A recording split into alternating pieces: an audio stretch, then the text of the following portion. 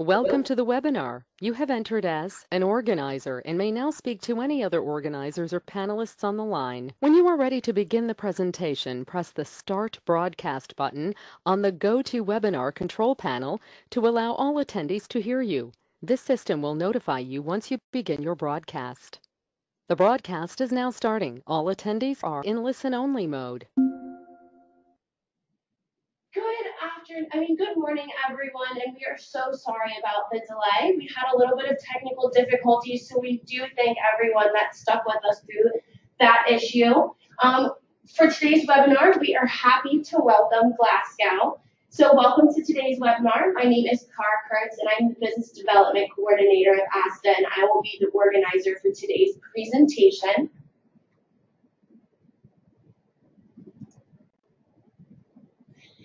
We are happy to welcome today's presenters, Steven and Gemma with Glasgow Airport. Steven and Gemma come with us with lots of experience from Glasgow. Steven is the head aviation and marketing, while Gemma is the airline and travel trade manager.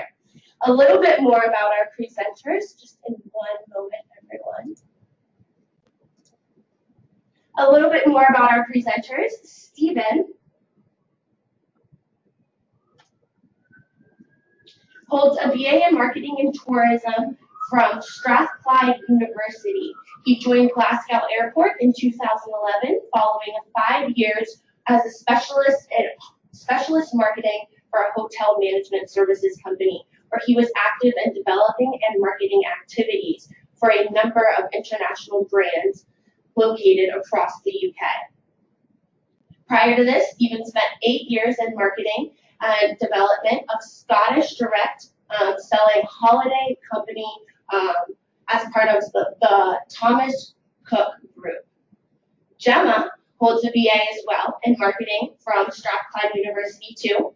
Gemma joined the Glasgow Airport in 2016 as the airline and travel trade marketing coordinator, following 5 years with Glasgow City Marketing Bureau, the destination marketing organization for, of course, Glasgow. Having worked as an international marketing manager for the city, she was able to bring a lot of wealth of local knowledge to her role.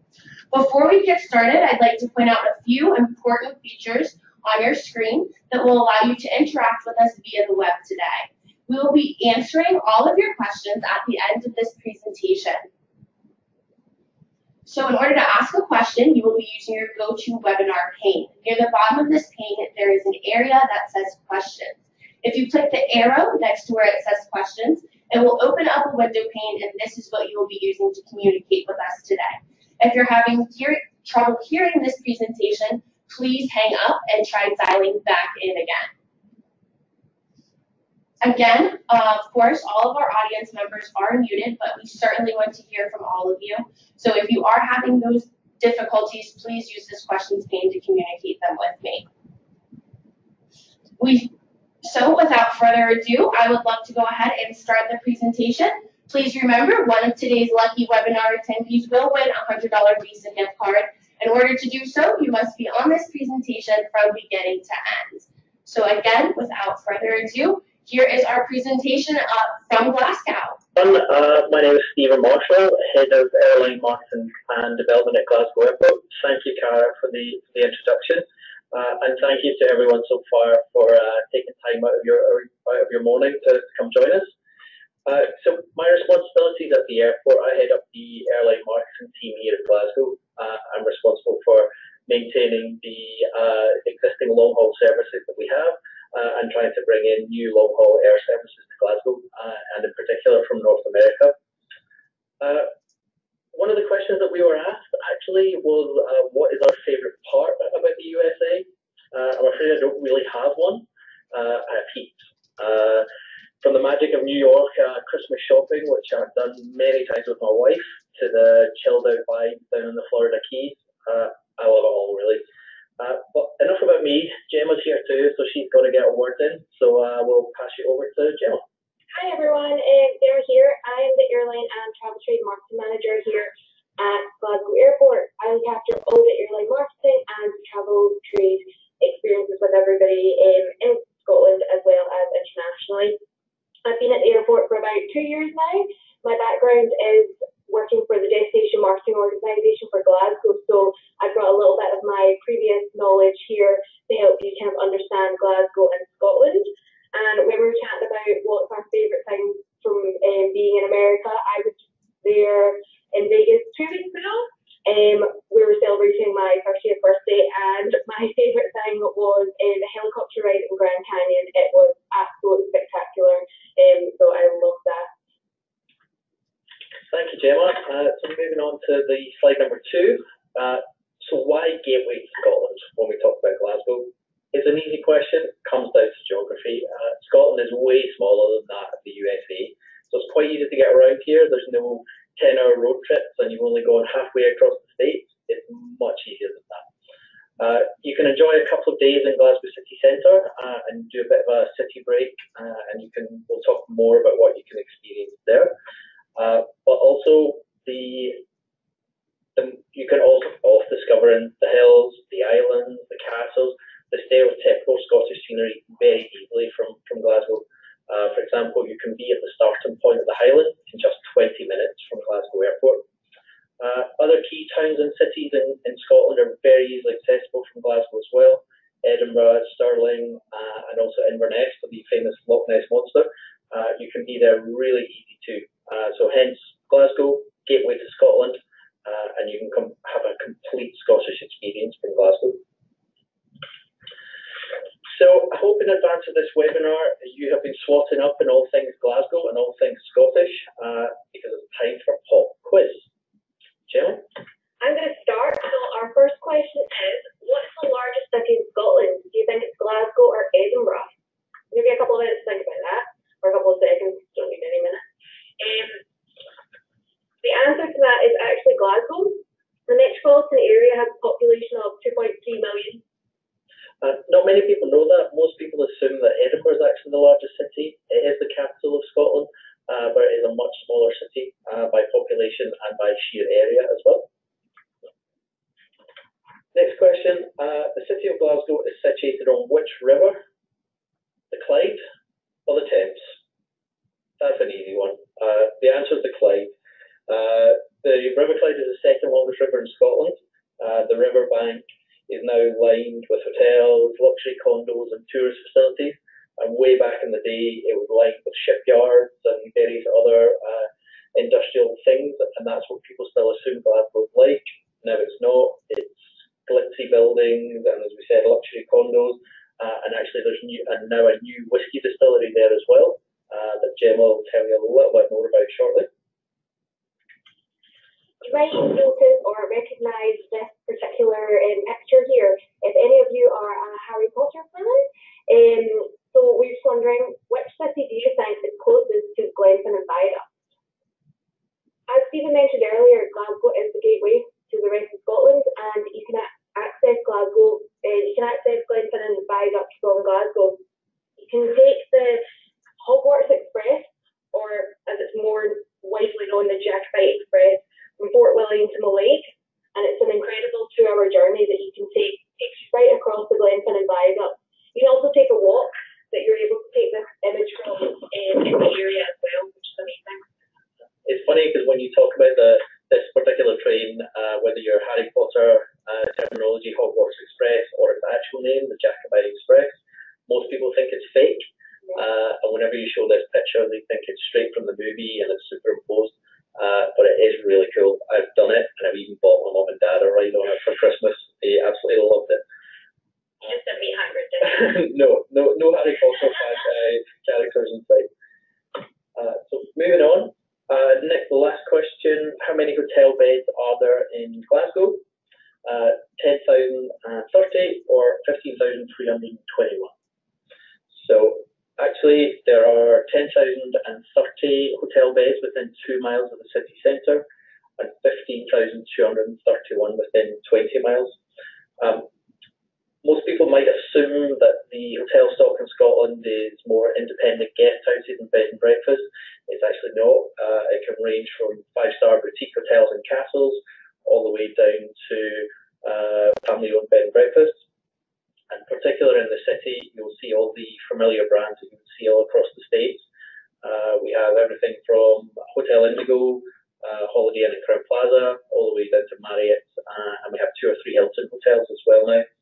And also the largest hotel in Scotland, owned by a German brand, Motel One, has just recently opened in the city. And a very important thing to remember for your guests is actually the hotel rates in Glasgow are generally 20% cheaper than other key cities such as Edinburgh or Aberdeen. So you can get a real good value experience in Glasgow.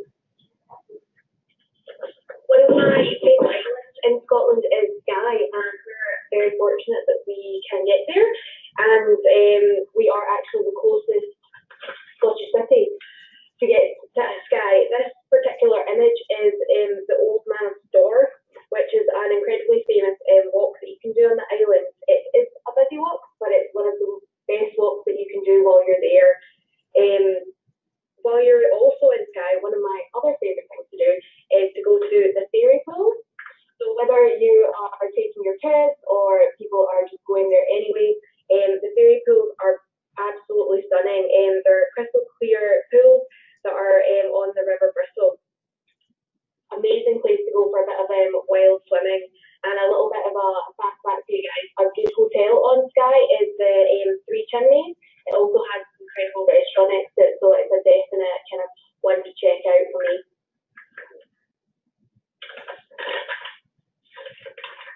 So what we're going to chat to you about is why Glasgow now. So what makes Glasgow somewhere different for your clients and yourself to experience? And Steven's going to start. Oh no, I'm going to start, sorry. How bad. Technical error, we're live. So here's just a couple of different things that you can do in the city of Glasgow. Some of you might not be aware, but Glasgow has the largest civic art collection in Europe. We're also home to the 2013 European Museum of the Year, which is the Riverside Museum, which you can see in the top set of 4.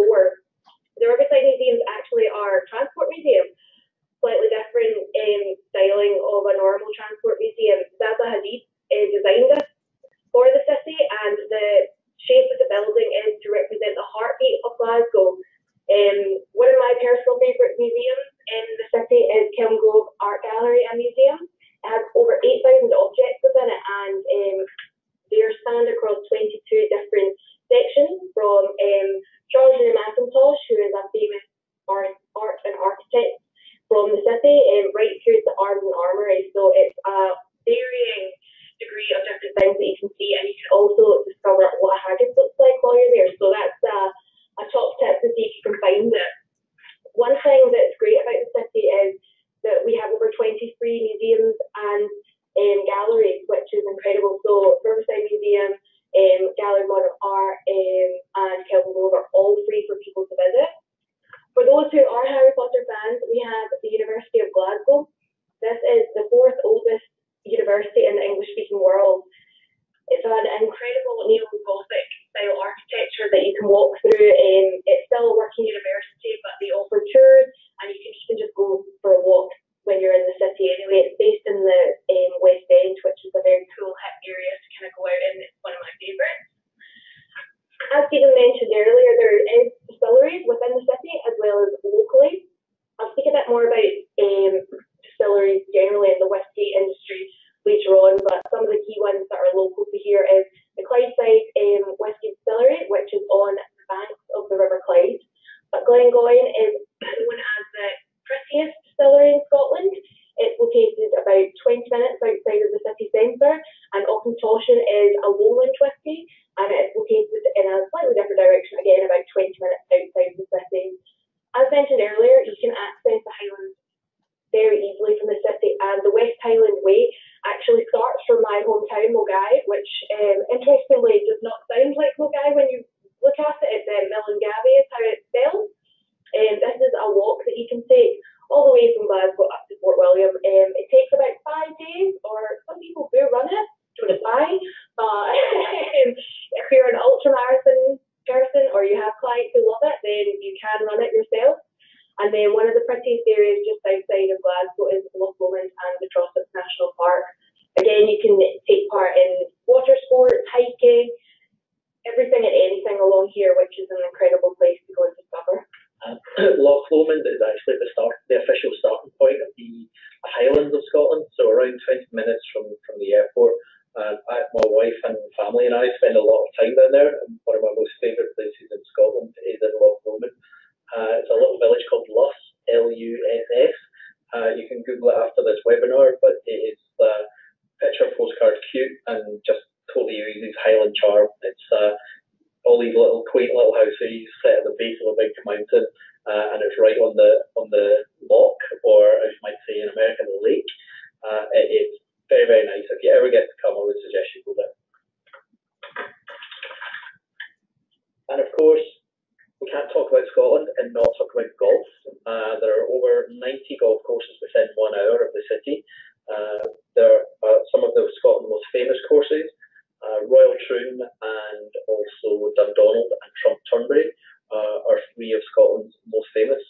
British Open have been held there many, many times. And actually, no golf course would ever allow me to ever go play golf.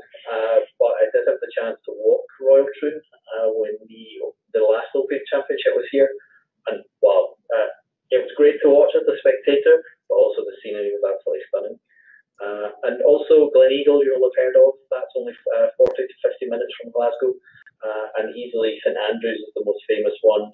Is around 90 minutes from Glasgow. So if you're doing a golf tour, you'll generally start in Scotland. You'll do Troon, Turnberry, Dundonald. Then you might work your way over to Gleneagles, and depending on how much of an avid golf fan you are, you could then go up to St Andrews as well. But easily, if you want a golf itinerary, Glasgow is it's on the doorstep of Scotland's best golf.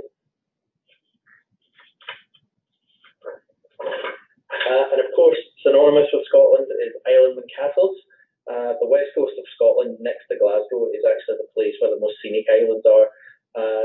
If someone asked you what the difference between East Scotland and West Scotland is, the difference is this. The real scenic beauty, the islands, the island whisky distilleries, etc., are all located off the west coast. You heard Gemma mention Skye, but there are also really scenic islands such as Jura and Eileen, where you find whisky. Mull is picture postcard perfect, but also there's a little island called Barra, Barra. You'll see it on the photo. Not the best photo in the world, but that little dot standing beside the plane is actually me. It's a brilliant trip to do from Glasgow. You actually go in a little twin otter 15-seat aircraft. Not for the faint-hearted, but the scenery on the way is amazing. And when you land, you actually land and take off from the beach.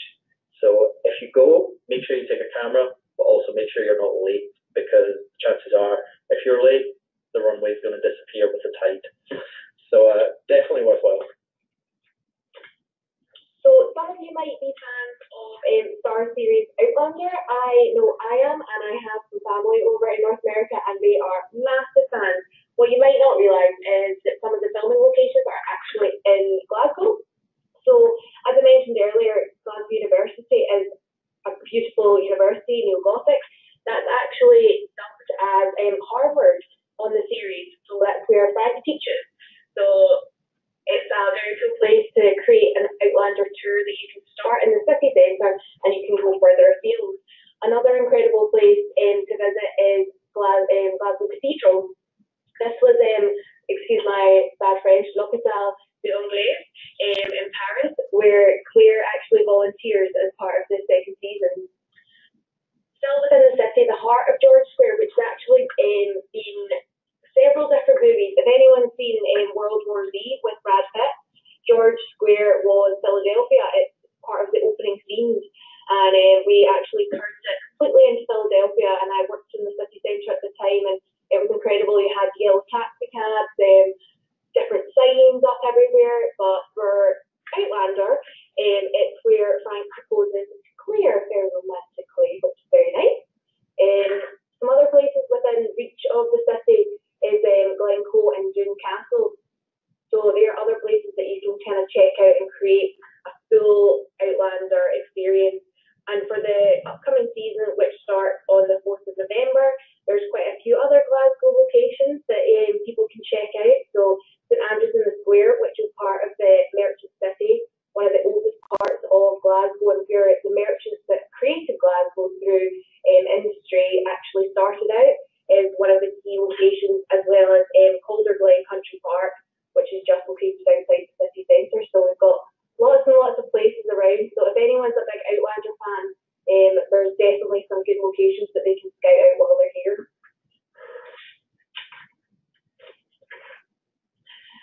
Another thing that Scotland is very famous for is our whisky, another drink other than Iron Brew. So I'm not sure if as many of you will have heard of Iron Brew, but it's a bright orange drink that is very synonymous in Scotland, but whisky is much more known. Depending on how much you know about distilleries, some of you I'm sure are connoisseurs. Those who aren't, we have 6 different whisky locations in Scotland. So Lowlands, Highlands, Speyside, Campbeltown, Islay and the West Coast Islands. Each has its very distinct taste and style of creating whisky. Personally, I find Lowlands and the Lower Highlands particularly good, whereas my dad is a hardcore Islay fan of Lafroig. To give you a bit of an idea of the different styles of whisky that you can get from the different areas, so Lowland whiskies are lighter. There's no peatiness because of the type of soil and area that they are distilled in. Usually they are triple distilled. An example of triple distilled whisky is Auchentoshan, and will be the Clydeside distillery, which is starting to produce whisky at the moment. Speyside is a sweet or single malt. There's not that much peat again in this area, but it's an incredible type of whisky as well. Some examples are Glenfiddich, Glengrant, and Macallan, which you might have heard of before. As you kind of move up into the Highlands, the whiskies are produced from the north of Glasgow. So Glengoyne is actually counted as a Highland whisky because it's on the border of the Highlands and the Lowlands. There's a huge variety and diversity within this type of whisky. So you can go from completely different styles no matter where you are. So for Glengoyne, it's a slightly easier whisky to drink, and you can go up to like different types. So it's a great one to try. The next one you can experience is Campbeltown. So Campbeltown is somewhere you can actually get a wee flight to from Glasgow. And it's still on the mainland. It's on the foot of the Mull of Kintyre, and it's got over 34 distilleries within this area. So it's a thriving whisky area, which is incredible. Islay is probably somewhere that a lot of you have heard of. The whiskies that are distilled here are particularly peaty, and I probably wouldn't recommend them for a first timer. It's something definitely to try, but you might not be as used to it as I think some of the locals are. As mentioned before, my dad's a huge Lafroig fan, and my favourite distillery tour to do is actually Bowmore. It's one of the prettiest distilleries in my personal opinion. I absolutely love going there and experiencing it, so it's a must for myself. And then some examples from an island whisky would be Talisker. So again, it's a slightly different kind of style of whisky. If you're looking up in Orkney, you've got 2 different whisky distilleries. Isle of Lewis are home to others as well, and Talisker is on Skye. So again, there's a huge variety, so there's something for everybody. It's definitely worth it if you're in Scotland and Glasgow to experience a whisky distillery, find out how they're created, the length of time, the type of casks that you have to do, they're distilled in. It's just an incredible experience, and not only that, you get some incredible pictures as well to take home with you, which is always a plus. So, thank you, Gemma. Moving on to the next slide, you should be presented with a map of Scotland in front of you. And the reason we put this up is to try and condense all of the slides that Gemma and I have just spoken you through in terms of what you can and what you can't do in Glasgow. No one comes to Scotland to stay in Glasgow or to stay in Edinburgh for 1 week or 2 weeks. It's just not what you do. You would experience Glasgow for a couple of nights, you would experience Edinburgh for a couple of nights, and you would move. But given what we said about the geographical position of Glasgow and how scenic the West Coast is, it makes sense for you to fly here. So, for example, this particular tour, we have some guests from Asia that literally do this tour in 2 days. It's on the bus, off the bus, take a picture, and then they go crazy. But if you're a North American tourist, our experience is that they tend to do this tour in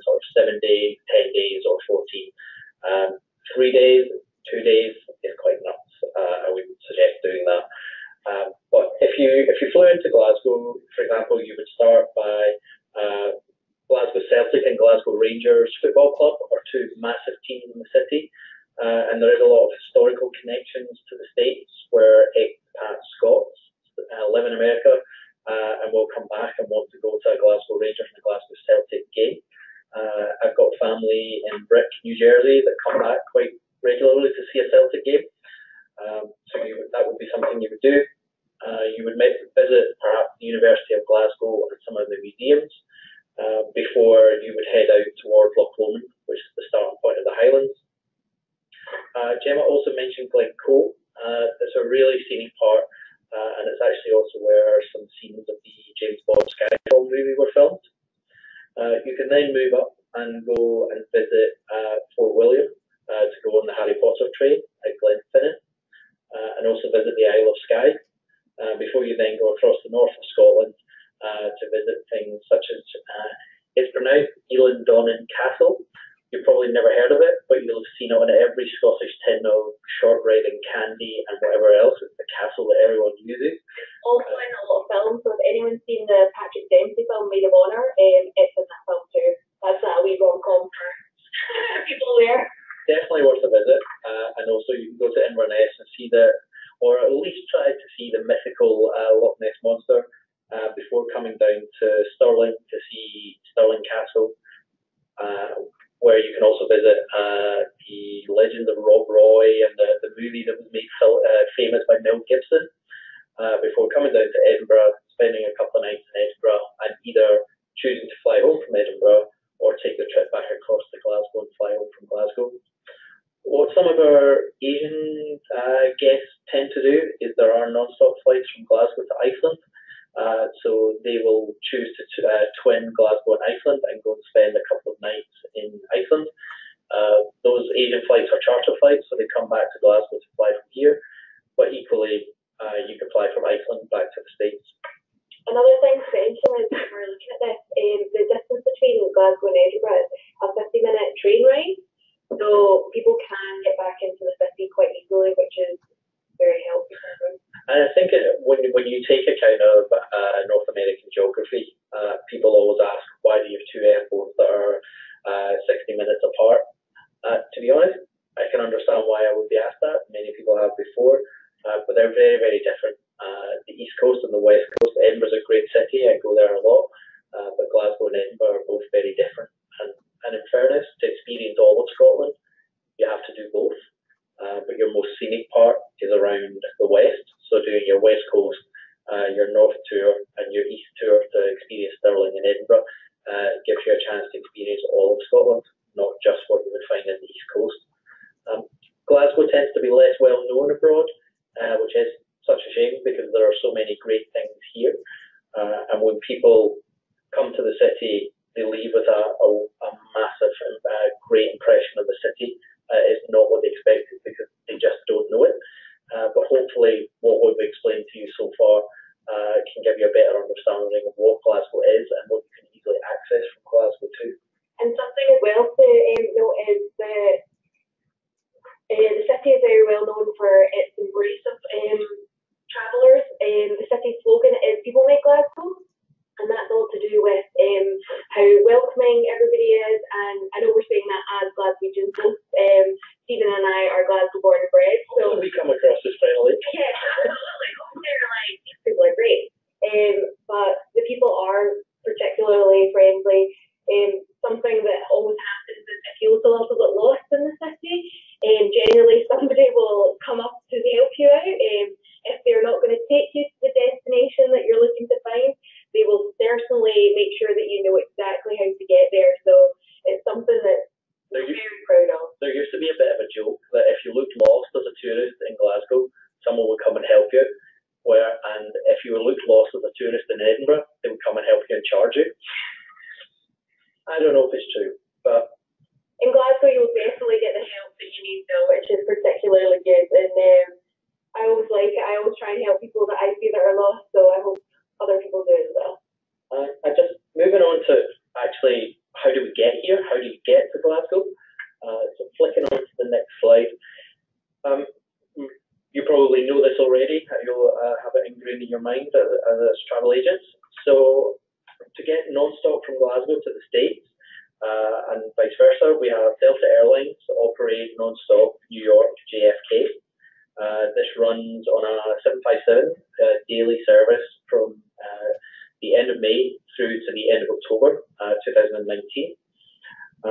That also obviously connects all across the States, and we also have their code-share partner here in Glasgow, Virgin Atlantic. They operate non-stop Glasgow, Orlando, Florida.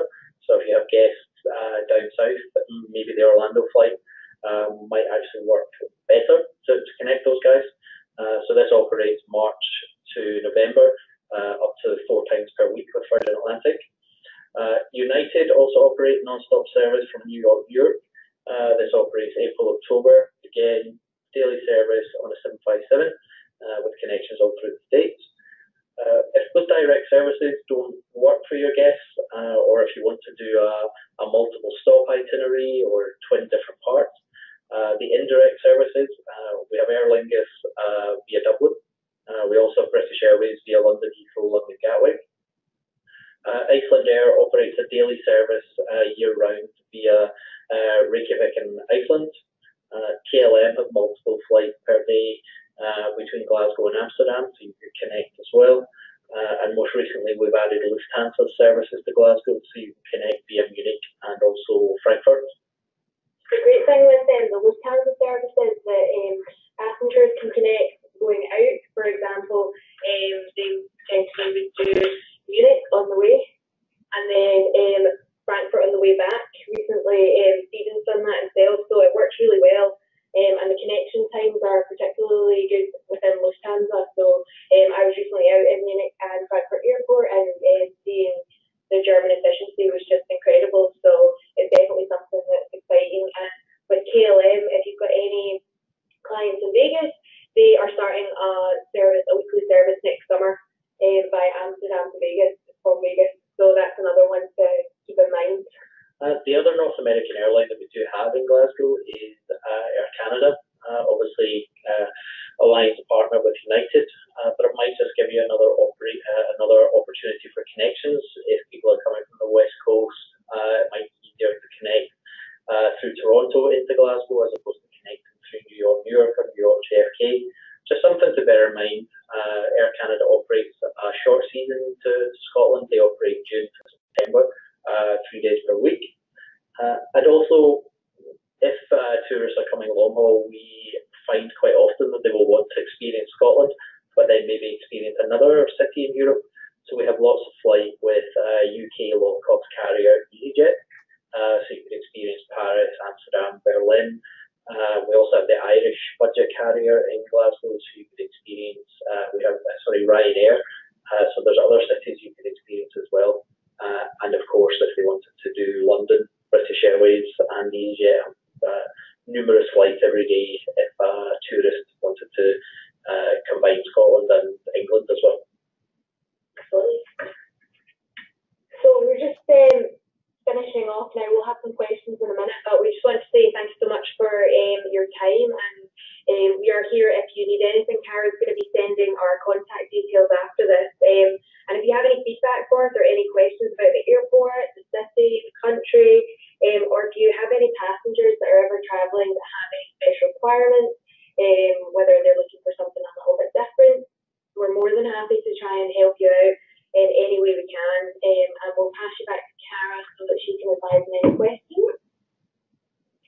Thank you so much, Gemma and Steven, for such an informative webinar. Before we get started with questions, I know that some of us joined the webinar late, and I did want to make note again that this webinar was recorded from beginning to end and will be available for your on-demand viewing by the end of the week. So questions-wise, is Glasgow the preferred airport for Shetland and Orkney? It would be, yes. We have the Scottish-based airline Loganair have multiple flights every day year-round, connecting up to the Western Isles, connecting up to Orkney, Shetland. So Loganair, their biggest base of operations in Scotland is from Glasgow. And then logistics-wise, I know that we have went over a lot that we can do in Scotland, as well as the various ways to get to Scotland.